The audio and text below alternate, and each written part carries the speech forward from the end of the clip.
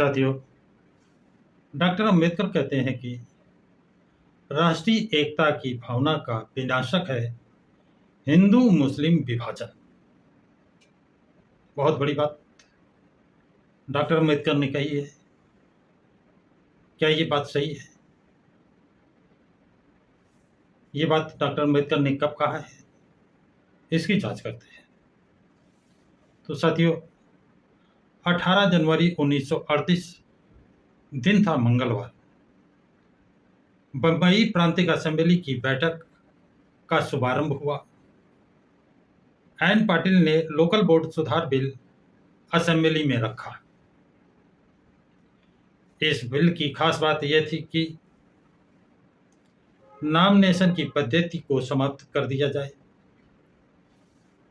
और उसकी जगह अस्पृश्य और महिला वर्ग को संयुक्त चुनाव क्षेत्र में जगह आरक्षित रखी जाए। नॉमिनेशन पद्धति क्या है कि पहले चुनाव ना हो, सिर्फ सरकार उनको नॉमिनेट जिन्हें कर दे वो काम करेंगे। लेकिन अब नॉमिनेशन पद्धति समाप्त हो गई, तो उसके लिए उस जगह काम करने के लिए प्रतिनिधि के लिए रिप्रेजेंटेटिव के लिए चुनाव होगा और इसके लिए अस्पृश्य वर्ग और महिला वर्ग के लिए सीटें आरक्षित चुनाव क्षेत्र अलग दे दिए गए हैं, आरक्षित कर दिए गए हैं। इस बिल के पक्ष में बोलने वालों का तर्क था कि सरकार द्वारा सदस्यों के नाम नियुक्त किए जाने के कारण लोकतांत्रिक पद्धति की अनदेखी हो रही है। यानी लोकतांत्रिक पद्धति अनदेखी हो रही है, नॉमिनेशन कर दिया जाता है, इसलिए वो चुनाव के पक्ष में है। सरकार का मानना था कि यह पद्धति राष्ट्रीयता के मार्ग में रोड़ा बनी है, इसलिए इस पद्धति को खत्म कर दिया जाए। सरकार भी कहती थी ये प्रकृति में बाधा बनी हुई है, रोड़ा बनी हुई है, इसलिए इस पद्धति को समाप्त कर दिया जाए। इस पद्धति को विधिमंडल से हटा दिया गया। इस तरह स्थानीय स्वराज में भी उसे खत्म कर दिया जाना चाहिए, ये मांग है। ये कहते हैं कि जिस तरह से इस पद्धति को विधिमंडल से हटा दिया गया है, ठीक उसी तरह से स्थानीय स्वराज में भी इसे खत्म कर दिया जाना चाहिए। इस पर सर अली मोहम्मद दहलवी ने मुसलमान समाज के लिए स्वतंत्र लेबर पार्टी की आवश्यकता क्यों है, इस पर अपने विचार प्रकट किए। इस पर उन्होंने अपनी बात रखी कि ऐसी स्थिति में मुसलमान समाज के लिए स्वतंत्र लेबर पार्टी की जरूरत है, उसके साथ मिलकर मतदान करने की जरूरत है। इस पर वो जोर देते हैं। इसके पश्चात स्वतंत्र लेबर पार्टी के लीडर डॉक्टर अम्बेडकर अपना जोरदार भाषण देते हैं और भाषण के देते हुए कहते हैं, डॉक्टर अम्बेडकर ने अपने भाषण के दौरान जब भाषण दे रहे थे तो उस दौरान सभागृह में सन्नाटा छा गया था, सभी चुप थे। इसके बावजूद भी कांग्रेस के बेलगांव के प्रतिनिधि श्री गोखले ने बीच में गड़बड़ी पैदा करने की कोशिश की, लेकिन डॉक्टर अम्बेडकर ने अपने भाषण में उन्हें जबरदस्त जवाब देते हुए कहा, इस सुधार बिल में उन्नति का बहुत कम आधार है, या कहें इसमें उन्नत होने के कोई आसार नहीं है। डॉक्टर अम्बेडकर अपने भाषण में कहते हैं कि संयुक्त मतदान पद्धति के बारे में मुझे कुछ नहीं कहना, क्योंकि पुणे समझौते के कारण मैं संयुक्त मतदान पद्धति के पक्ष में बंधा हुआ हूँ। इसके बावजूद इस पद्धति के बारे में अपना नज़रिया आपके सामने रखने जा रहा हूँ। यानी इस पद्धति का ये जो होगा संयुक्त मतदान, ये जो पूना पैक्ट हुआ था उस पर मैंने साइन किया है, इसलिए मैं उस पर टिप्पणी ना करके इस पद्धति का क्या नज़रिया है, मेरा नज़रिया क्या है, ये ज़रूर मैं आपको बताने जा रहा हूँ, सामने रखने जा रहा हूँ।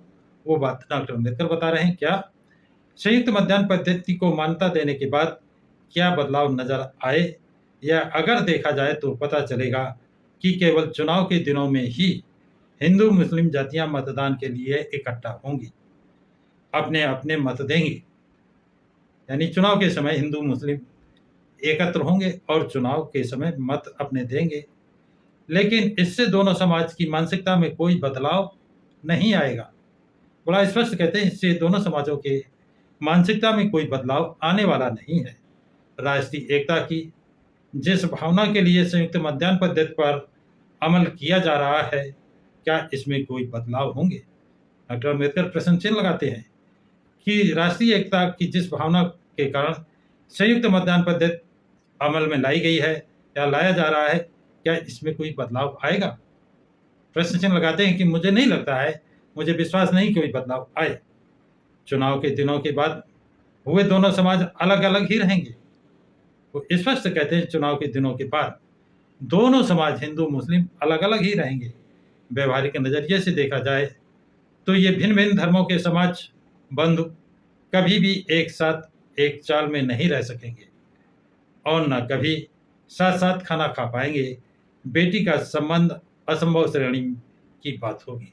ना ये साथ साथ रह सकते हैं, ना साथ साथ ये खाना खा सकते हैं, ना बेटी का संबंध कर सकते हैं। हिंदू मुस्लिम एक दूसरे को अपनी बेटी देकर उनको रिश्तेदार नहीं बना सकते हैं, ये डॉक्टर अम्बेडकर कह रहे हैं। फिर केवल संयुक्त मतदान से इन दो समाजों में एकता कैसे संभव होगी? फिर प्रश्न चिन्ह लगाते हैं कि ना तो ये एक साथ रह सकते हैं, ना एक साथ खा सकते हैं, ना बेटी का संबंध कर सकते हैं। सिर्फ मतदान देने से ये एक साथ कैसे हो सकते हैं? यदि इन समाजों में एकता लानी हो तो आज लागू सारे सामाजिक बंधनों को झट से तोड़ डालना होगा। यानी जो सामाजिक बंधन है, उन सारे बंधनों को खत्म कर दो, उन सारे बंधनों को तोड़ दो। इसके लिए सबसे पहले हिंदू समाज को आगे आना होगा। ये पहल किसको करनी होगी? हिंदू समाज को। केवल ऐसे बिलों से राष्ट्र भावनाएं जागृत करने की योजनाएं बनाकर कोई योजना सफल नहीं हो सकती। अंत में डॉक्टर अम्बेडकर निष्कर्ष के रूप में कहते हैं कि सर्वसाधारण सुधार बिल के संदर्भ में कहना हो तो इससे मेरी निराशा हो चुकी है। मैं निराश हो चुका हूँ। इस बिल में संतोषजनक बातें ढूंढना दरिया में खसखस ढूंढने जैसा है। कहने का तात्पर्य यह है कि इस बिल में कोई सफलता, कोई कामयाबी मिलने वाली नहीं है। ना तो हिंदू मुस्लिम एकता होगी और ना हिंदू मुस्लिम और अस्पृश्यों की एकता होगी। ढाक के 3 पात वाली कहावत चरितार्थ होती है। तो साथियों, ये जानकारी आप लोगों को कैसी लगी? क्या संयुक्त चुनाव पद्धति से हिंदू मुस्लिम एकता होगी? क्या खान पान होगा? क्या एक चाल में साथ साथ रह पाएंगे? क्या हिंदू मुस्लिम अपनी बेटी का संबंध कर पाएंगे? इसमें आप लोगों की क्या राय है? अपनी राय कमेंट बॉक्स में जरूर लिखें तथा इस वीडियो को लाइक शेयर और जरूर करें तथा प्रकाश की राह को सब्सक्राइब करें।